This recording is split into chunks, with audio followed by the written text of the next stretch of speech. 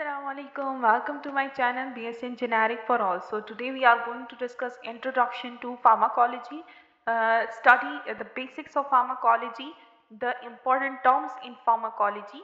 So let's start today's lectures, and the objectives will be completed these. In pharmacology, let's first discuss what is pharmacology.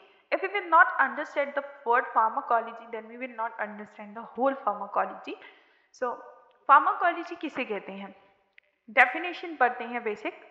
Pharmacology वो science है जिसमें हम drugs के बारे में पढ़ते हैं और उसके इंटरेक्शन के बारे में पढ़ते हैं। किसके बारे में पढ़ते हैं? ड्रग्स के बारे में और इसके इंटरेक्शन के बारे में कि लिविंग सिस्टम यानी कि हमारे बॉडी के जो सिस्टम्स हैं उसके साथ वो किस तरह से इंटरेक्ट करता है, किस तरह से रिएक्ट करता है। सो फार्माकोलॉजी का जो वर्ड है ये डिराइव्ड हुआ है ग्रीक वर्ड से फार्माकॉन। फार्माकॉन का मतलब है ड्रग एंड लोगो का मतलब है study. So pharmacology means the study of drugs. So actual use में क्या होता है कि इसकी मीनिंग जो है वो लिमिटेड है to the study of action of the drugs, यानी कि हम पढ़ते हैं कि ड्रग्स जो हैं वो किस तरह से एक्ट करते हैं। सो फार्माकोलॉजी की डिफरेंट डेफिनेशंस है। सो ये एक एक्सपेरिमेंटल साइंस है जिसमें हम स्टडी करते हैं किस चीज़ के बारे में स्टडी करते हैं कि हमारी लिविंग ऑर्गेनिज्म जो है इसकी बॉडी में किस तरह से कौन कौन से चेंजेस आते हैं जब हम कोई भी केमिकल एक्टिव सब्सटेंस ले लेते हैं। Except food, food is also chemical substance, chemical agent, but not included in pharmacology. Pharmacology में कोई भी ऐसा केमिकल एजेंट जो कि हम ले रहे हैं और वो हमारे बॉडी की फिजियोलॉजी को चेंज कर रहा है, उसमें चेंज ला रहा है, तो उसके बारे में जब हम एक्सपेरिमेंटली पढ़ते हैं और ये जो चेंज होता है ये थेराप्यूटिक भी हो सकता है और थेराप्यूटिक नहीं भी हो सकता।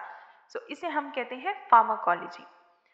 फिर है फार्माकोलॉजी जो है इसमें हम पढ़ते हैं ड्रग्स के बारे में कि ये किस तरह से अपना इफेक्ट जो है वो एग्जर्ट करते हैं, किस तरह से इफेक्ट शो करते हैं, हमारी बॉडी की फिजियोलॉजी भी किस तरह से इफेक्ट करते हैं।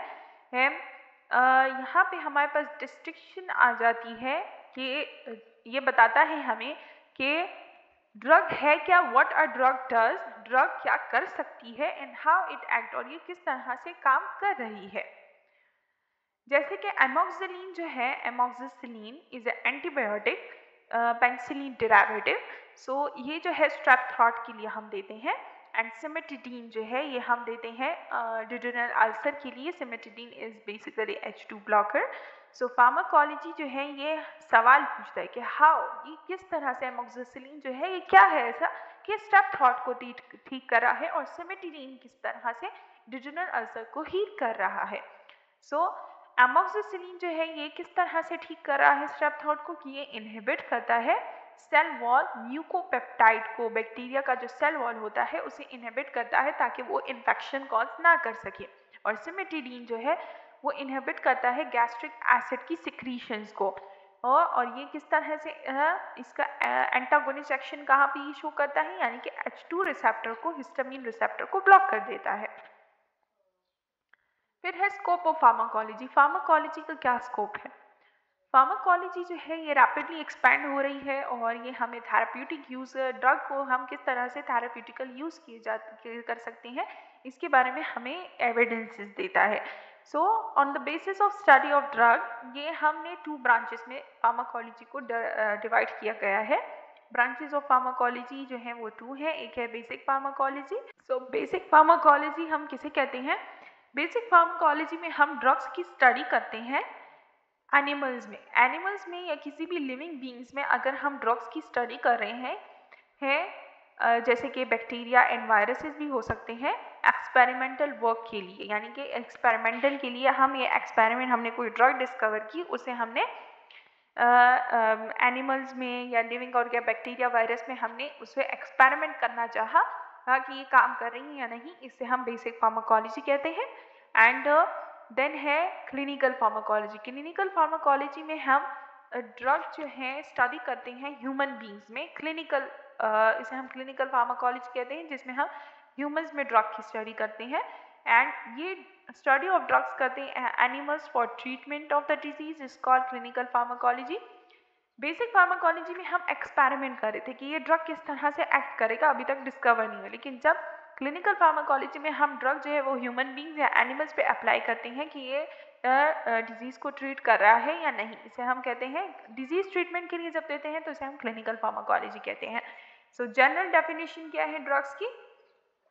कोई भी केमिकल एजेंट हो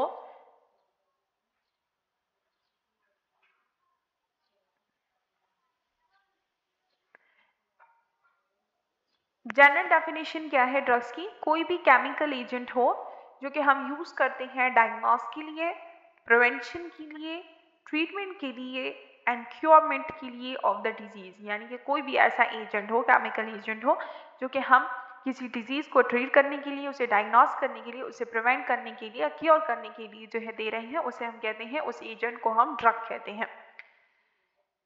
ये डिजीज़ ओरिएंटेड डेफिनेशन थी ड्रग की कि ये एप्लीकेबल नहीं होती टू सम ड्रग्स, यानी कि कुछ ऐसे ड्रग्स भी हैं जो कि ना ही हम डायग्नोस के लिए, प्रिवेंशन या ट्रीटमेंट के लिए हम यूज़ नहीं करते हैं किसी डिजीज़ के लिए, वो हमारे पास ड्रग्स में इंक्लूडेड, हर ड्रग्स के लिए ये डेफिनेशन नहीं है जैसे कि ओरल कॉन्ट्रासेप्टिव जो हैं ये भी ड्रग्स हैं, लेकिन फॉर ये वाली डेफिनेशन जो है इन ड्रग्स के लिए अप्लाई नहीं होती है। एंड जैसे कि जनरल एनेस्थेटिक्स हैं तो ये भी किसी डिजीज़ को ट्रीट करने के लिए नहीं दी जाती हैं। सो WHO डेफिनेशन ऑफ ड्रग क्या है?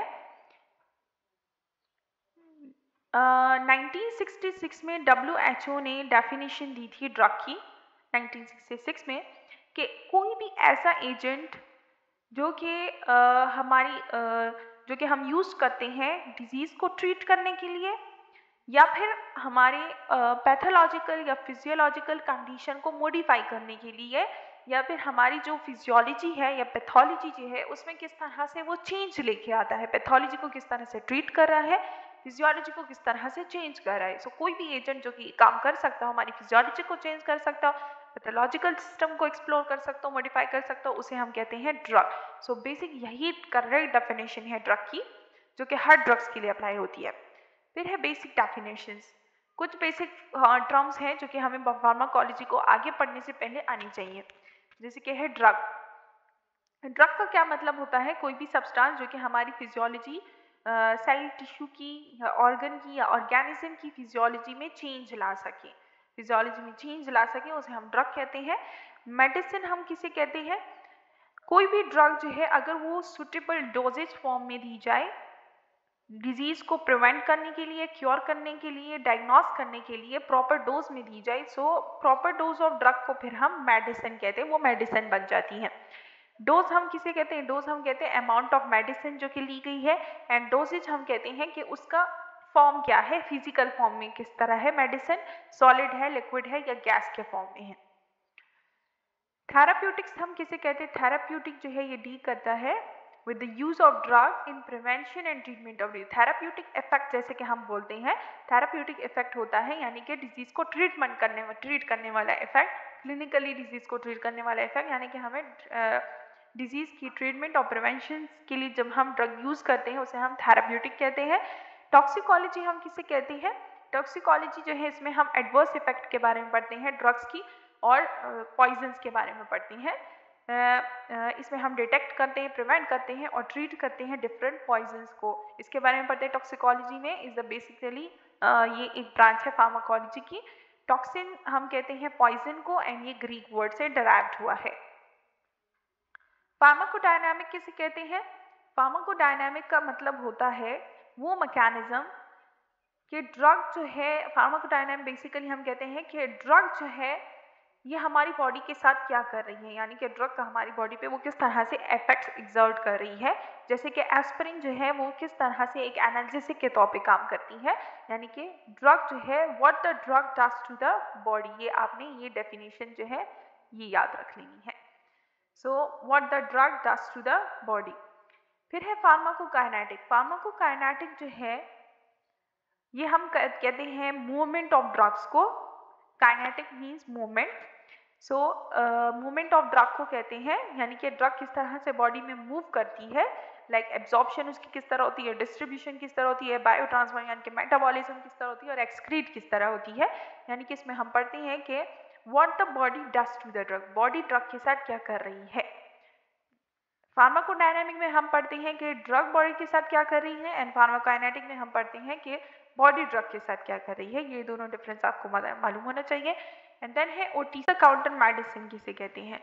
सो वो मेडिसिन जो कि फिजिशियन प्रिस्क्रिप्शन, जिसके लिए फिजिशियन की प्रिस्क्रिप्शन की रिक्वायर्ड नहीं होती, जैसे कि एनाल्जेसिक हो गए, पैनाडोल हो गई, फ्लैजेल हो गई, तो इसके लिए हम कभी भी फिजिशियन के पास नहीं जाते कि वो प्रिस्क्राइब करे तभी हम ये दें, वो हम खुद से भी ले सकते हैं। एंटासिड्स वगैरह हो गए। फिर है एनाल्जेसिक्स। एनाल्जेसिक जो है ये कौन से होते हैं? एनाल्जेसिक वो मेडिसिन होती है जो कि हम पेन को रिलीव करने के लिए देते हैं, बिकॉज ये एनाल्जेसिया से निकला है, मीन्स पेन।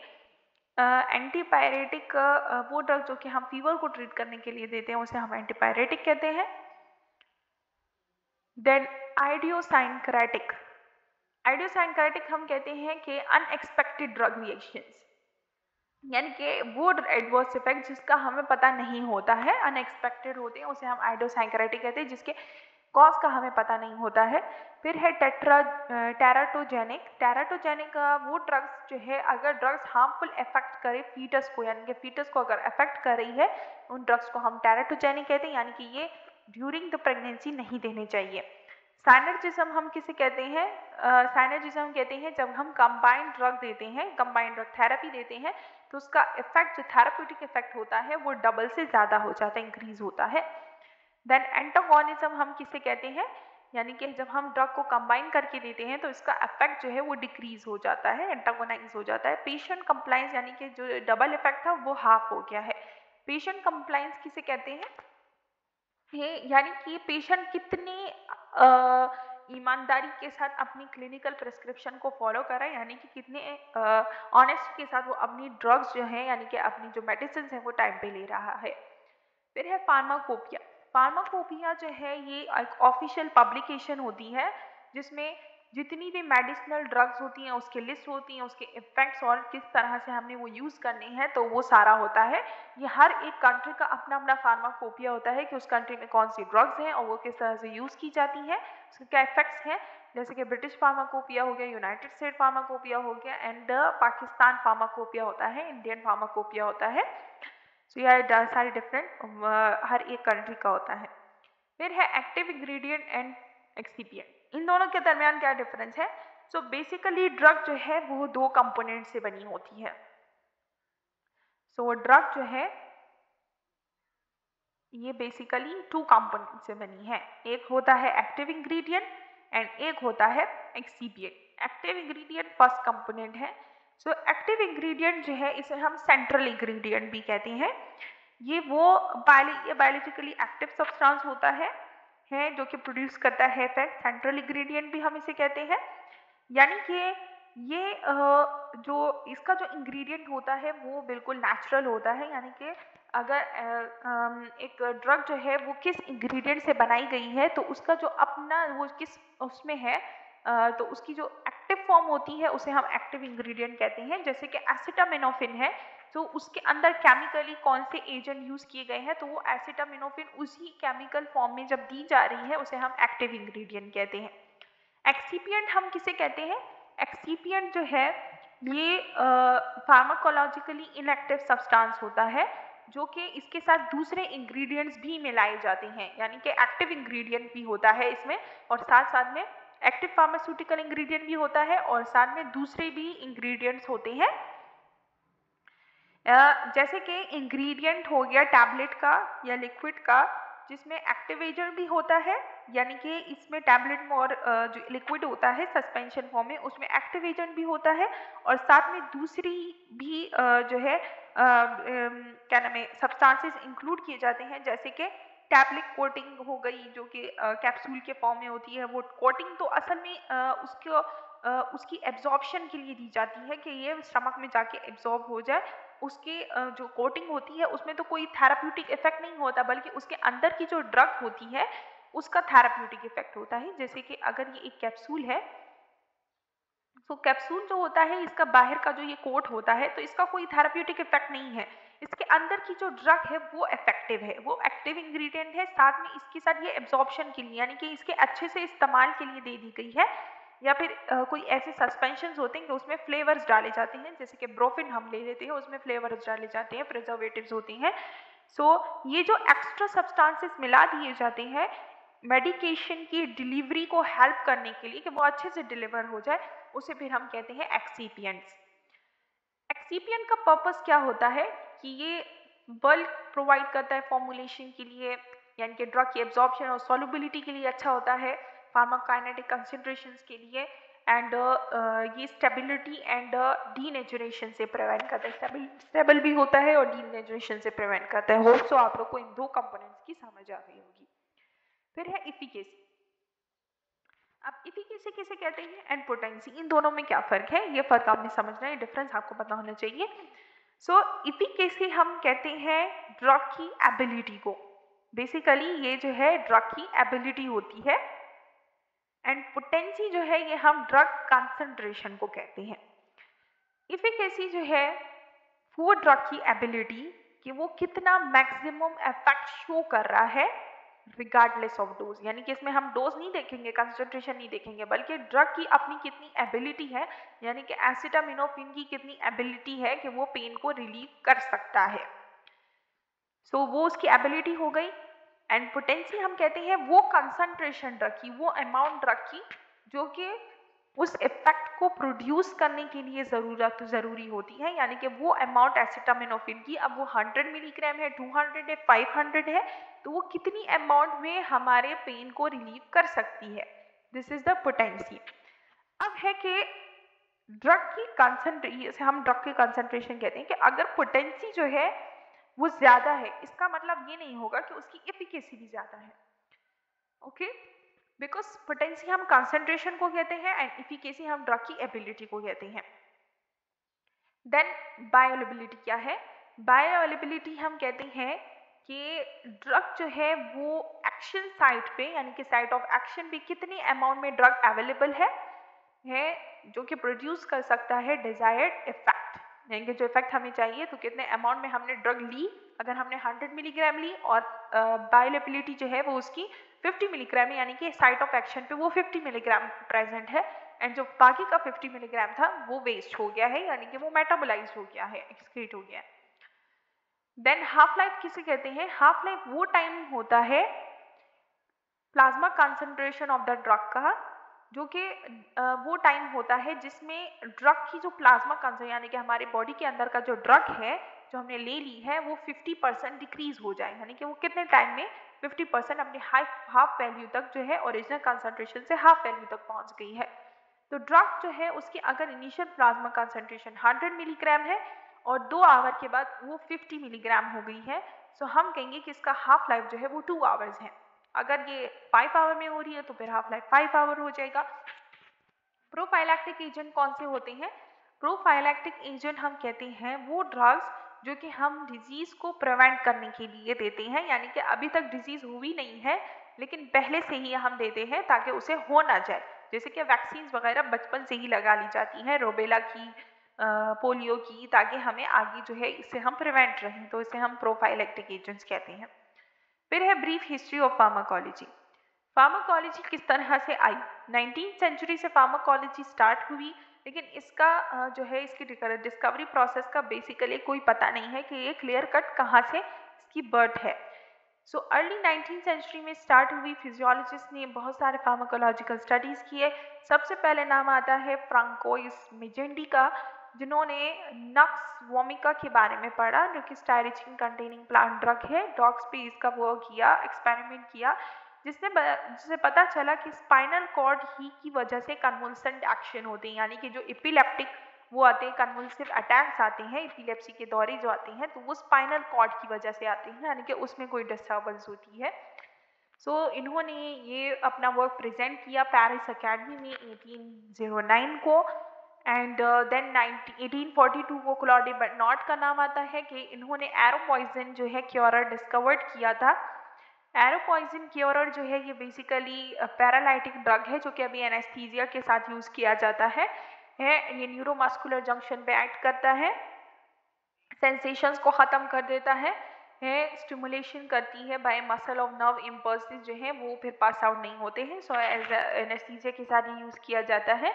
ये प्लांट से डिराइव किया गया है, टॉक्सिफेरा कुछ इस तरह नाम है उसका, एंड फार्माकोलॉजी जो है ये सेपरेट साइंस बनी 1847 में, जब रोडोल्फ बुचीन जो है ये अपॉइंटेड हुए as a professor of pharmacology at the university of Dorpat Estonia, जो कि पार्ट है रशिया का।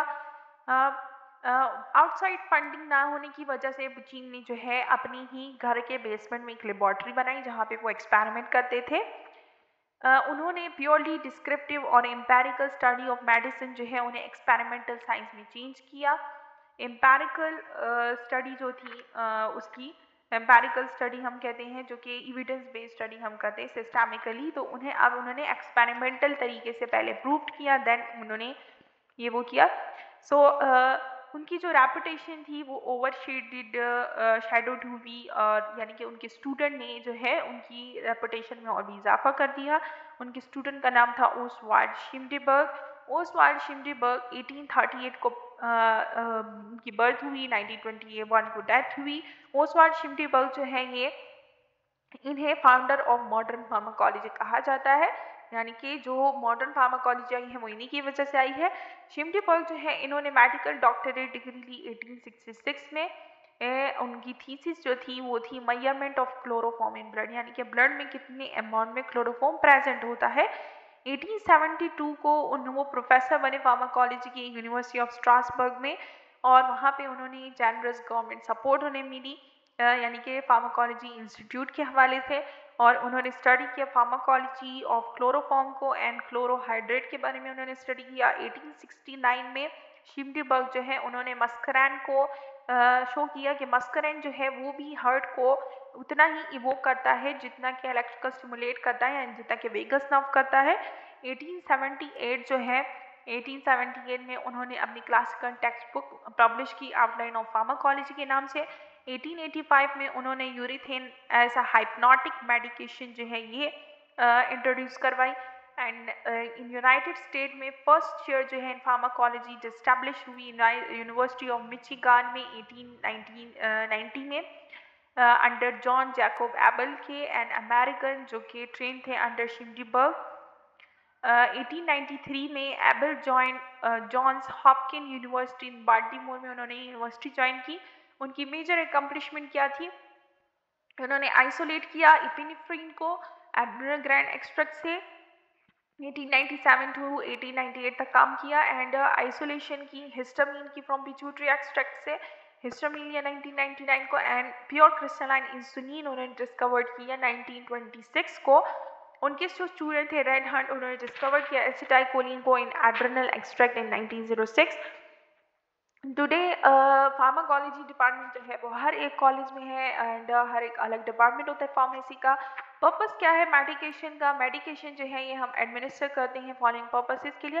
बेसिकली इसकी जो हिस्ट्री थी वो इतनी ज़्यादा कुछ खास इंपॉर्टेंट नहीं है, बस आपको इतना याद होना चाहिए कि जो फादर ऑफ मॉडर्न फार्माकोलॉजी जो है वो कौन थे, इंसुलिन कब डिस्कवर्ड हुआ, ये वाली चीज़ें याद होनी चाहिए। मेडिकेशन हम किन पर्पसेस के लिए देते हैं? डायग्नोस्टिक पर्पस के लिए देते हैं, डिजीज़ को आइडेंटिफाई करने के लिए भी दे सकते हैं, प्रोफाइलैक्स के लिए देते हैं, डिजीज़ प्रिवेंशन के लिए, जैसे कि हेपेरिन हम देते हैं थ्रोम्बोसिस को प्रिवेंट करने के लिए, और एंटीबायोटिक देते हैं इन्फेक्शन से बचाने के लिए। देन थेराप्यूटिक पर्पस के लिए हम देते हैं डिजीज़ को ट्रीट करने के लिए, साइन सिम्टम को डिक्रीज करने के लिए, नॉर्मल फंक्शन को रिस्टोर करने के लिए। इसेंशियल ऑफ मेडिकेशन ऑर्डर जो है वो किस लिए ज़रूरी है? ड्रग ऑर्डर जो है ये वो ड्रग ऑर्डर हम कहते हैं जो कि फिजिशियन ने लिखा हो, उसने प्रिस्क्राइब किया हो। इसके 7 इसेंशियल पार्ट्स होते हैं ड्रग को सेफली एडमिनिस्टर करने के लिए, पेशेंट को देने के लिए।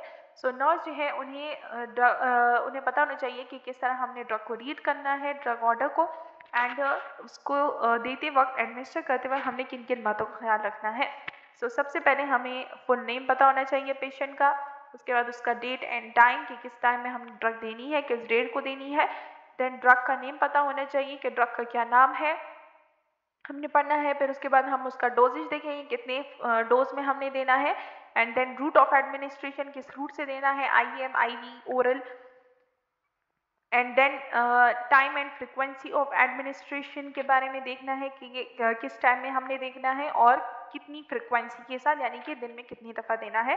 And then signature of physician के क्या वाकई में ही ये इसी फिजिशियन ने प्रिस्क्राइब की है या नहीं। Then type of medication order, कितने टाइप्स के होते हैं medication order. So stat order होता है सबसे पहले, स्टेट ऑर्डर हम कहते हैं जो कि इमीडिएटली हमें उसी टाइम देना होता है। देन सिंगल ऑर्डर होता है जो कि हमने दिन में एक दफ़ा देना होता है, वंस इन अ डे। देन PRN ऑर्डर होता है जो कि हम जब ज़रूरत होती है तब देते हैं। एंड देन रूटीन ऑर्डर्स होते हैं जो कि विदिन 2 आवर्स हम देते हैं, being written carried out on a schedule, यानी कि शेड्यूल पे हम देते हैं रूटीन ऑर्डर्स।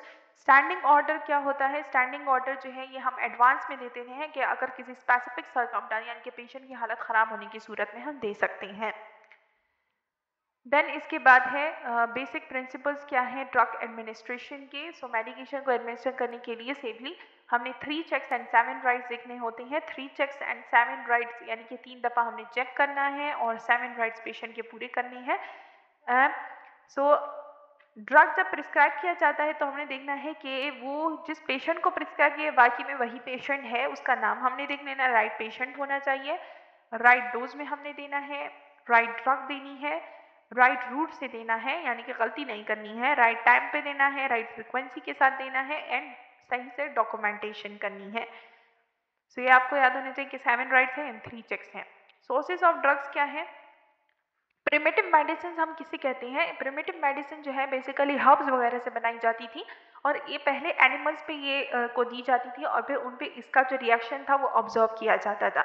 सो प्रिमिटिव मेडिसिन जैसे कि क्विनीन है ये डिस्कवर्ड की गई है फ्रॉम अफ्रीका से है, और मलेरिया जो कि हम मलेरिया के लिए यूज़ करते हैं, एंड लाइम जूस जो है एस्कॉर्बिक एसिड होता है जिसमें विटामिन सी होता है और ये हम स्कर्वी एंड गम ब्लीडिंग के लिए यूज़ करते हैं। ये सारी प्रिमिटिव मेडिसिन है।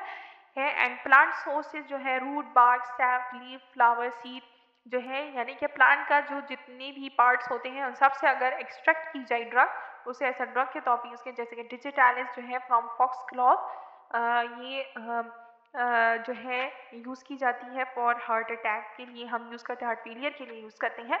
ओपियम जो है ये पॉपी प्लांट से डिस्कवर्ड डिराइव की गई है जो कि ओपियोइड है। एनिमल सोर्सेज से किस तरह, यानी कि एनिमल सोर्स वाला जो है ज़्यादातर हम हार्मोन रिप्लेसमेंट के टाइम में या डिफिशिएंसी में हम ये यूज़ करते हैं। इंसुलिन जो है from pancreas of pigs cattle liver extract from anaemia, यानी ये जो इंसुलिन है ये पिग्स ये कैटल से उसके पैनक्रियास से एक्सट्रैक्ट किया जाता है और ऐसा रिप्लेसमेंट थेरेपी यूज़ किया जाता है डायबिटीज़ में। मिनरल्स जो है ये इसमें एसिड भी हो सकते हैं, बेसिस भी हो सकते हैं, सॉल्ट लाइक पोटाशियम क्लोराइड वगैरह। सो मिनरल्स अगर हमारे अंदर पोटाशियम कम हो गया है सो तब दे सकते हैं। नेचुरल सोर्सेज जो है नेचुरली अकरिंग सब्सटेंसेस जो होते हैं जैसे कि प्रोटीन्स वगैरह अगर किसी उसकी डिफिशियंसी हो गई हो। हैप्पी चांस हम किसे कहते हैं, वो ड्रग्स जो कि बाई चांस डिस्कवर्ड हुई है यानी कि वो उसके लिए कोई एफर्ट नहीं बनाए गए बल्कि वो बाई चांस डिस्कवर्ड हो गई। सिंथेसिस ऑफ सब्सटेंस यानी कि जो नेचुरल प्रोडक्ट होते हैं उसे हम लेबॉर्ट्री में सिंथेटिकली जब प्रोड्यूस करते हैं बनाते हैं उसे हम सिंथेटिक सब्सटेंस कहते हैं। So this is all about the introduction to pharmacology part 1। Next video जो है वो जल्द अपलोड हो जाएगी। सो अगर आपको वीडियो पसंद आई तो लाइक सब्सक्राइब और शेयर करना मत भूलिएगा। थैंक यू, अल्लाह हाफिज़।